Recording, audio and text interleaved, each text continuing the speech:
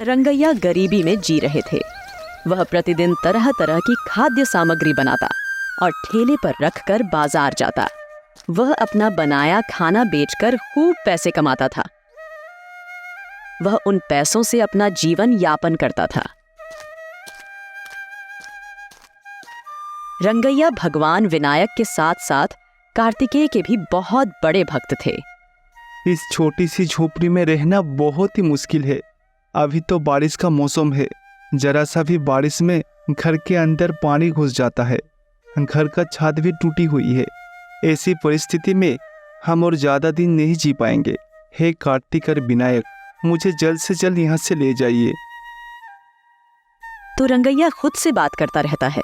इसी बीच रंगैया का दोस्त रामैया रंगैया के घर आता है। अरे दोस्त रंगैया, क्या हुआ? अभी तक बिजनेस करने नहीं गया? अरे रंगैया, आज थोड़ा देर से उठा क्योंकि बाहर बहुत ज़्यादा ठंड थी। अरे हाँ दोस्त, मैं भी थोड़ा देर से उठा। हमारा किस्मत तो देखो, तुम 70 साल के हो और हम 68 साल के। इस उम्र में भी हम दोनों को पेट चलाने के लिए काम करना पड़ता है ना? हाँ दोस्त, सही कहा। ये हमारा कर्म नहीं, ये हमारा भाग्य है। हम दोनों तो इस उम्र में भी किसी के ऊपर निर्भर ना होते हुए आंखों के बल जी रहे हैं। मानता हूँ कि तकलीफ ज़्यादा होता है, पर मन का संतुष्टि मिलती है। तुम अभी तक बिजनेस करने क्यों नहीं गया रामैया? अरे हाँ दोस्त, मैं भी निकलने ही वाला हूँ। मैंने सारे सब्जियाँ खरीद के टोकरी में रख दिया है। मैं एक बार तुमसे मिलने के लिए आया था। इस प्रकार रामैया रंगैया से बात करता है और अपनी सब्जी की गाड़ी को धक्का देकर वहां से निकल जाता है। रंगैया उठता है और खाना बनाना शुरू कर देता है। रंगैया रोटी बेचते थे। रंगैया की बनाई रोटियों के कई दीवाने थे, तो रंगैया ने रोटी बनाना समाप्त किया। फिर वह अपने सभी तैयार खाद्य पदार्थों को फूड कार्ट पर व्यवस्थित करता है। फिर वह बाजार के लिए निकल जाता है। रंगैया हमेशा की तरह एक बड़े पेड़ के नीचे अपनी गाड़ी रोक देता है और व्यापार करना शुरू कर देता है। तभी एक छोटा लड़का उसके पास दौड़ता हुआ आया। उसका नाम बिज्जू था। अरे दादाजी, क्या बात है? आज आप इतने देर से क्यों आए? मैं तो कब से आपका इंतजार कर रहा था। आज माँ के बनाया हुआ खाना मुझे पसंद नहीं आया। मैं तो आपकी बनाई रोटी खाऊंगा। अरे हाँ बाबू, ये लो, ये रोटियां लो और इसे खा लो। और बिज्जू का एक दोस्त था, उसका नाम राजू था। देखो राजू, रोटी बेचने वाला दादाजी आ गए। अरे क्या तुम्हारा ये दोस्त है? ये भी घर पर खाना नहीं खाया? नहीं, हमने घर का खाना नहीं खाया क्योंकि हमें आपका बनाया रोटी पसंद है। जैसे ही बिज्जू चिल्लाता है, उसका दोस्त राजू भी रंगैया की दुकान पर आ जाता है। बिज्जू और राजू रंगैया द्वारा बनाई गई रोटी खाते हैं और चले जाते हैं। बिज्जू और राजू दोनों रोज रंगैया के यहाँ रोटी खाते थे। रंगैया अपनी बनाई हुई रोटी को प्लास्टिक की प्लेट में परोसकर बेचते थे। इस प्रकार रंगैया उस दिन आने वाले सभी लोगों को रोटी बेचता है। इसी तरह दिन बीत जाता है। रंगैया के अलावा बाजार में विभिन्न व्यवसाय करने वाले लोग भी थे। मंगम्मा उनमें से एक है। मंगम्मा मिठाई बेचती थी। अब तो लोगों ने मेरे पास आना और सामान खरीदना बंद कर दिया है। सभी लोग तो उस रंगैया के पास ही जाते हैं। हालांकि मुझे समझ में नहीं आ रहा, रंगैया जो रोटी बेच रहा है उसमें असल में क्या है। रंगैया को कहीं और जाके व्यापार करना चाहिए। मंगम्मा रंगैया के बिजनेस के बारे में इसी तरह सोचती थी। अगले दिन रंगैया से पहले मंगम्मा एक टोकरी में तैयार की गई मीठी गारनों के साथ उस पेड़ के नीचे व्यापार करने आती है। बिज्जू और राजू एक साथ मंगम्मा के पास जाते हैं। वाह, इस मीठी गरारे की खुशबू तो बहुत ही अच्छी है। हमें 2 दीजिए तो हम और मेरे दोस्त खाएंगे। हाँ ठीक है, मैं दूंगी। पहले मुझे 10 रुपए दो। 10 रुपए? हमारे पास तो सिर्फ 5 रुपए है। अभी हमें 2 गरारे दे दीजिए, कल हम आपको 5 रुपए लौटा देंगे। अरे मुझे देख के तुम्हें क्या लगा? मैं तुम्हारी अपनी दादी नहीं हूँ जो तुम्हें मुफ्त में दे दूंगी। जाओ, भागो यहाँ से। इतना कहकर मंगम्मा ने बिज्जू और राजू को वहां से भगा देती है। कुछ देर बाद रंगैया ने अपनी बनाई हुई रोटी एक ठेले पर रखकर उस पेड़ के पास आता है। बुज्जी और राजू रंगैया की ओर दौड़ते हैं। अरे मैं सोच ही रहा था कि बच्चे अभी तक क्यों नहीं आए। तभी तुम दोनों चले आए। दादाजी, मुझे और मेरे दोस्त को बहुत भूख लगी है, तुरंत हमें 2 रोटी दीजिए। और हाँ, दूसरी बात यह है कि हमारे पास केवल 5 ही रुपए है। अरे बच्चों, पैसा का बात छोड़ो, तुम दोनों को बहुत जोर से भूख लगी है ना, पहले रोटी खाओ, ये लो। इतना कहकर रंगैया राजू और विज्जू को मुफ्त में रोटी देती है। राजू और विज्जू पागलों की तरह रोटी खाते हैं और चले जाते हैं। अरे, ये आदमी तो खुद को अच्छा साबित करने के लिए कुछ भी कर रहा है। आज तो फिर मेरा व्यापार में घाटा होगा। इसलिए मंगम्मा को लगता है कि रंगैया को व्यापार में घाटा होगा। तो कुछ समय बीत जाता है। ग्राहक रंगैया के पास आते हैं और रोटी खाते हैं। इस बीच मंगम्मा रंगैया ठेला गाड़ी के पास जाती है और यह कहती है, अरे, आप सब पढ़े लिखे लोग हैं। आप लोग बिना सोचे समझे इन प्लास्टिक बर्तनों पे बिकने वाली रोटी कैसे खा सकते हो? इसे खाने से तो आप लोग बीमार हो जाएंगे, लेकिन तुम लोगों का क्या होगा बताओ? रंगैया, सिर्फ पैसे कमाने के बारे में सोचना ही काफी नहीं है। गांव वालों का स्वास्थ्य का भी ध्यान रखे। जब मंगम्मा ने ऐसा कहा तो वहाँ मौजूद ग्राहक बिना रोटी खाए ही चले गए। क्या आपने देखा रंगैया, मैंने कुछ ही सेकंड में कैसे आपका ग्राहकों को दूर कर दिया। अब तो आपके पास कोई भी रोटी खरीदने नहीं आएगा। अब तो सभी लोग मेरे पास आएंगे, मेरी बनाई मीठी गरारे खाने के लिए। थोड़ी देर बाद गांव के सभी लोग मंगम्मा की दुकान पर आते हैं और मंगम्मा की मिठाई खाती है। दुर्भाग्य से रंगैया को बहुत दुख होता है। रंगैया दुखी है और दुखी होकर वह वहां से घर चला जाता है। रंगैया का दोस्त रमैया रंगैया को देखता है। अरे दोस्त रंगैया, तुम उदास क्यों हो? आज तुमने जो खाना बनाया वो तो पूरा खत्म भी नहीं हुआ। अरे दोस्त, गांव के किसी भी लोग मेरे प्लास्टिक पेपर में खाना नहीं पसंद कर रहा है। वो लोग केले के पत्ते में रोटी खाना चाहते हैं। मैं सोच रहा था कि इतने सारे केले के पत्ते मैं कहाँ से खरीदूं?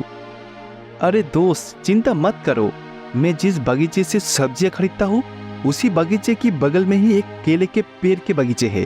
अगर हम सुबह सुबह जाएंगे तो हमें बहुत ज्यादा केले के पत्ते मिल सकते हैं और इसके लिए मालिक को कुछ पैसे देने से ही काम चल जाएगा। तो अगली सुबह रंगैया और रामैया दोनों एक साथ बगीचे में जाते हैं। देखो दोस्त, मैं तो रोज रोज इतने दूर नहीं आ सकते, इसलिए एक सप्ताह के लिए केले के पत्ते खरीद लेंगे। इसलिए रंगैया ने अपने पास मौजूद सारा पैसा खर्च कर दिया। उसने सारे पैसे से केले के पत्ते खरीदे और केले के पत्ते को सिर पर रखकर घर चला गया। जैसे ही वह घर लौटता है, बाहर बारिश होने लगती है। हल्की बारिश से शुरू हुई बारिश बहुत तेज बारिश में बदल गई। अरे, इतनी जोर से बारिश हो रही है, इस बारिश में तो बिजनेस करना बहुत ही मुश्किल है।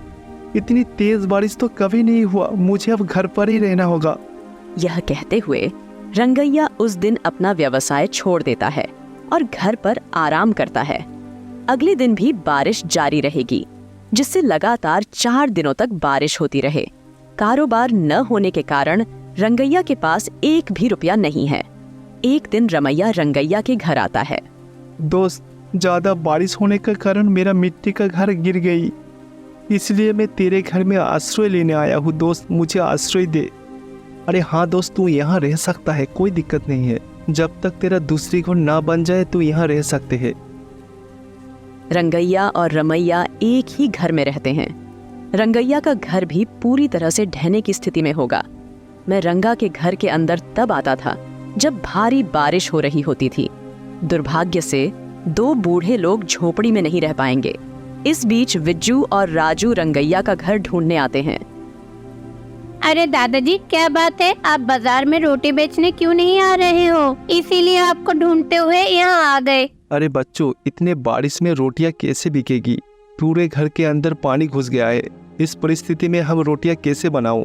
कुछ जुगाड़ करके रोटियां बना भी लूं तो बारिश गिरने के कारण सारे रोटियां खराब हो जाएगी बेटा। इसी बीच घर की छत पूरी तरह उड़ जाती है और बारिश का सारा पानी एक साथ अंदर आ जाता है। रंगैया, रमैया, विज्जू और राजू सभी घर से बाहर आते हैं। रंगैया दुखी है क्योंकि वह नहीं जानता कि क्या करना है। इस बीच विज्जू और राजू एक साथ गणेश और कार्तिकेय दोनों बन जाते हैं। रंगैया और रमैया उन्हें देखकर आश्चर्यचकित हो जाते हैं। देखो दादाजी, मैं आपको इस तरह से कष्ट में नहीं देख सकता। चलो भाई कार्तिक, दादाजी के लिए घर बनाते हैं। गणेश और कार्तिकेय ढेर में पड़े केले का पत्ता के पास जाते हैं। कार्तिक और गणेश ने उस केले के पत्ते से एक मजबूत घर की छत बनाई। मुझे पहले दिन से ही तुम दोनों को देखकर लगता था कि तुम कोई गरीब घर के लड़के हो और हमारा दुकान में रोज आके रोटी खाते थे, पर मुझे नहीं पता था कि आप दोनों इतने दिनों से मेरे पास ही थे और मैं आप दोनों को पहचान नहीं पाया। मुझे क्षमा कर दीजिए। मैंने जो आप दोनों को रोटियां दी, इसके बदले तुम इतने एहसान किया, मेरे घर बना दिया। आप लोगों को बहुत बहुत धन्यवाद। इस प्रकार रंगैया और रामैया भगवान गणेश और कार्तिकेय के चरणों में गिर गए और उन दोनों को धन्यवाद दिया। गणेश और कार्तिकेय केले के पत्ते से एक घर बनाते हैं और उसे भक्त को दे देते हैं और वहां से कैलाश चले जाते हैं। उस दिन से रंगैया और रमैया केले के पत्ते के घर में एक साथ रहने लगे। घर इतना मजबूत था कि कितनी भी बारिश हो, केले के पत्ते के घर को कुछ नहीं होता था। एक गांव में कल्पना नाम की एक महिला रहती थी। कर्ज का दर्द सहन न कर पाने के कारण कल्पना ने आत्महत्या कर ली। जीवन शुरू होने से पहले ही उसकी मृत्यु हो गई। वह एक भूत बन गई और उस गांव में घूमती रहती है। कल्पना ने सोचा कि मैं भूत बन जाऊंगी और उस गांव के सभी लोगों को मार डालूंगी। उसकी भी एक वजह है। जीवित रहते हुए कल्पना अपना कर्ज चुकाने के लिए गांव वालों से मदद मांगी थी, लेकिन कोई भी गांव वालों उसकी मदद नहीं की थी। इसलिए कल्पना उन सभी से बदला लेने के बारे में सोची। इस गांव में रहे हर कोई बहुत ही स्वार्थी है। मैंने ऐसे लोग कहीं नहीं देखे। मैं तो सबसे जाके मदद मांगी, लेकिन किसी ने मेरी मदद नहीं की। मैं किसी को भी नहीं छोड़ूंगी। इस गांव में रहे हर उस व्यक्ति को मैं मारूंगी, अपना बदला लूंगी जो मुझे मदद करने के लिए तैयार नहीं था। कल्पना ने उस गांव के सभी लोगों को मारने का फैसला किया, लेकिन सोच रही थी कि कैसे। इसी बीच कल्पना डायन को एक शानदार विचार आती है। सबसे पहले इस गांव में रहे लोगों को मुझे अपने बस में करनी होगी। हर किसी को मेरी आदत डाल लेनी चाहिए, तब मैं उनमें से एक एक करके सबको मारकर बदला लूंगी। तो कल्पना भूत एक खूबसूरत महिला में बदल जाती है। कल्पना अपनी माया शक्ति से गांव के अंत में एक चाय की दुकान बनाती है। उस चाय दुकान के बगल में एक झोपड़ी घर भी बनाया जाएगी। कल्पना डायन एक खूबसूरत महिला में बदल जाती है और चाय की दुकान में चाय बनाने लगती है। सुबह होने के कारण पुरी के सभी लोग काम के लिए बाहर जा रहे हैं। वहां से गुजरने वाले लोग चाय की दुकान देखकर हैरान हो जाएंगे। अरे, ये तो आश्चर्य की बात है। कल तक तो यहाँ कोई भी चाय की दुकान नहीं थी और यहाँ कोई झोपड़ी भी नहीं थी। यहाँ रातों रात चाय की दुकान और झोपड़ी कैसा खड़ा हो गया? अरे भैया, इतना आगे के बारे में सोचना बंद कीजिए। आइए गर्मा गर्म अदरक वाली चाय पीजिए, आपका सिर दर्द पूरी गायब हो जाएगा। अरे, आश्चर्य की बात है। मुझे सिर दर्द हो रहा है, आपको कैसे पता चला? आपको तो देख करके ही लगता है कि थोड़ा सिर दर्द है। अब इतना सवाल पूछना बंद कीजिए और ये लीजिए चाय पीजिए। इतना कहकर कल्पना डायन रमैया को अदरक वाली चाय देती है। रमैया वह चाय पीता है। तभी रमैया अचानक कल्पना डायन के नियंत्रण में आ जाती है। तब तक खूबसूरत महिलाओं कल्पना धीरे धीरे अपने मूल स्वरूप में बदल जाएगी। आप मुझसे क्या करवाना चाहते हो? तुरंत आदेश दीजिए मालकिन। तुम्हें तो अब आत्महत्या कर लेनी चाहिए। जैसा कि कल्पना ने कहा, रमैया उस गांव की पहाड़ी पर चढ़ गया। वह वहां से कूदने की कोशिश करता है। इसी बीच सभी ग्रामीण पहाड़ी पर पहुंच जाते हैं और उसे रोकने की कोशिश करते हैं। कल्पना का भूत भी एक पेड़ पर चढ़ जाती है और उसे देखकर मुस्कुराती है। हे रमैया, तुम तो मुझसे पूरी तरह से हार गए हो, चाहे लोग कुछ भी कहे। अब तो तुम्हें आत्महत्या कर लेनी चाहिए, जल्दी करो। जब कल्पना ने ऐसा कही तो रमैया पहाड़ी से नीचे कूद गई। हर कोई बहुत दुखी है। रमैया का शव घर ले जाया गया। रमैया की पत्नी सुलोचना रो रही थी। कल्पना हंस रही है। रात भी वैसी ही होगी। कल्पना डायन एक पेड़ पर बैठकर ऐसा सोचती है। किसी की मौत देखकर बहुत मजा आया। मैं कल भी ऐसा ही करूंगी।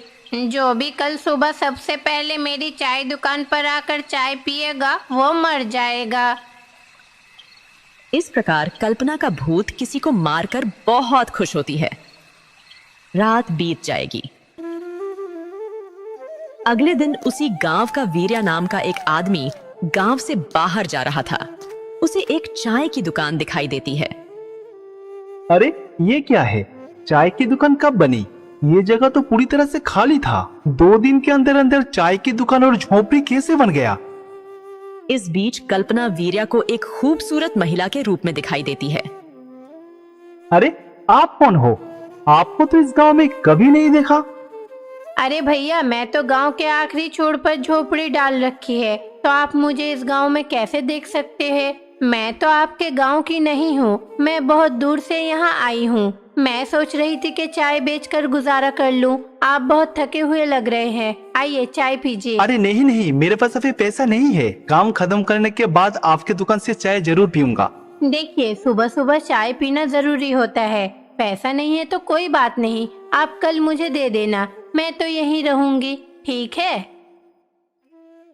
वीर्या कल्पना की चाय की दुकान पर जाती है और एक कप चाय पीती है और फिर वीर्या भी कल्पना की नियंत्रण में आ जाती है। आप मुझसे क्या करवाना चाहते हो? आप जो भी कहोगे मैं करने के लिए तैयार हूँ। हा हा हा हा, मुझे पता है तुम मेरे बस में आ गए हो। बस जाओ और गांव के तालाब में कूदकर आत्महत्या कर लो। जाओ। जब कल्पना ने ऐसा कही तो वीर्या बिना एक पल भी सोचे उस गांव के तालाब के पास चला गया। उस तालाब पर पहले से ही गांव के लोग आकर अपना काम कर रहा था। कोई कपड़े धो रहा था। मुझे आत्महत्या करना है, मुझे आत्महत्या करना है। इतना कहकर वीर्या पानी में कूद जाता है। आसपास मौजूद सभी लोग वीर्या को रोकने की कोशिश करते हैं, लेकिन वीर्या बिना किसी की परवाह किए पानी में कूद जाता है और मर जाती है। गांव के सभी लोग हैरान हैं। यह सब गांव के जमींदारों राघवैया के कानों में जाता है। जब राघवैया को इसके बारे में पता चलता है तो वह आश्चर्यचकित हो जाता है। गांव के सभी लोग एक एक करके आत्महत्या क्यों कर रहा है? कल एक सुसाइड हुआ, आज फिर दूसरा। असल में हो क्या रहा है? इन लोगों का कोई कर्ज का समस्या था क्या? तो राघवैया अपने अनुयायी गोविंदू से पूछते हैं। नहीं बाबू, इन लोगों का कोई भी कर्ज का समस्या नहीं था। 1 साल पहले एक ही महिला कर्ज लिया था, वह कल्पना था। उस महिला ने कर्ज ना चुकाने की वजह से सुसाइड किया था। उस दिन से बाद से गांव में कोई भी आदमी कर्ज देता भी नहीं है और कर्ज लेता भी नहीं है। सभी गांव वाले तो अपनी मेहनत से आराम से रह रहा है। वो सब तो ठीक है, अगर गांव में किसी का कोई भी समस्या नहीं है तो इतने सारे आत्महत्या क्यों हो रहा है? इस प्रकार राघवैया सोच में पड़ जाते हैं। राघवैया आंजनेय स्वामी के प्रबल भक्त थे। वह आंजनेय स्वामी के पास जाता है और इस प्रकार प्रार्थना करता है। स्वामी, हम लोगों को पता नहीं चल रहा है कि गांव में समस्या क्या है। गांव के एक एक करके सभी लोग आत्महत्या क्यों कर रहा है? कृपया हम गांव वालों को इस समस्या से मुक्ति दिलाइए स्वामी। तो राघवैया भगवान से विनती करता है। दूसरी ओर कल्पना हर दिन किसी न किसी को आत्महत्या करने पर मजबूर कर देती थी। मरने वालों की संख्या 10 तक पहुंच जाएगी। राघवैया पूरी तरह से दुख से अभिभूत हैं। गांव के सभी लोग उस गांव के आंजनेय स्वामी मंदिर में जाते हैं और इसी तरह प्रार्थना करते थे। स्वामी, हम लोगों को कुछ भी समझ नहीं आ रहा कि हालत क्या हो रहा है इस गांव की। हमें एहसास हो गया है स्वामी कि पूरी तरह से हालत हमारे हाथ से बाहर हो गया है। आप ही कुछ करिए स्वामी। इतना कहकर सभी लोग आंजनेय स्वामी का ध्यान करने लगते हैं। आंजनेय स्वामी ने उनकी चीखें सुनी। आंजनेय स्वामी एक साधारण व्यक्ति के भेष में कल्पना की चाय की दुकान पर जाते हैं। अरे ये कौन है? लगता है इस गांव में नया है। जो भी है, मेरा तो मुख्य उद्देश्य है उन्हें मारना, और कुछ नहीं चाहिए। यह कहने के बाद कल्पना ने उसे एक कप चाय दी। उसने चाय पी लिया। उसके बाद कल्पना ने उस आदमी को किसी भी तरह से अपने वश में नहीं कर पाई, इसलिए उसे और चाय मुफ्त में दे दी। लेकिन फिर भी मनुष्य कल्पना की जाल में नहीं फांसी। यह देखकर कल्पना हैरान रह गई। उसे समझ नहीं आ रही थी कि उसकी जादू इस शख्स पर क्यों नहीं चल रही है। आप कौन हैं? आप कोई साधारण इंसान तो नहीं हैं। आम आदमी तो मेरी दी हुई चाय पीकर मेरे बस में आ जाते हैं, लेकिन आपको तो कुछ भी नहीं हुआ। क्या आप मेरा असली रूप देखकर सहन कर पाओगे? आम इंसान की तरह रहने वाले आंजनेय स्वामी अपने मूल रूप में बदल जाएंगे। हनुमान जी को देखकर कल्पना बहुत डर गई। आंजनेय स्वामी एक बड़ा गदा लेता है और कल्पना के सिर पर वार करता है। कल्पना तहखाने के नीचे चली जाती है। साथ ही आंजनेय स्वामी ने वहां चाय की दुकान और झोपड़ी को भी नष्ट कर दिया। उस आवाज पर गांव के सभी लोग गांव के अंतिम छोर पर आ जाते हैं। मैंने उस बुरी शक्ति को पूरी तरह से मिटा दी। आज के बाद कोई भी आत्महत्या नहीं करेगा। आप लोग आराम से रह सकते हो। फिर आंजनेय स्वामी सभी को आशीर्वाद देते हैं और वहां से गायब हो जाते हैं।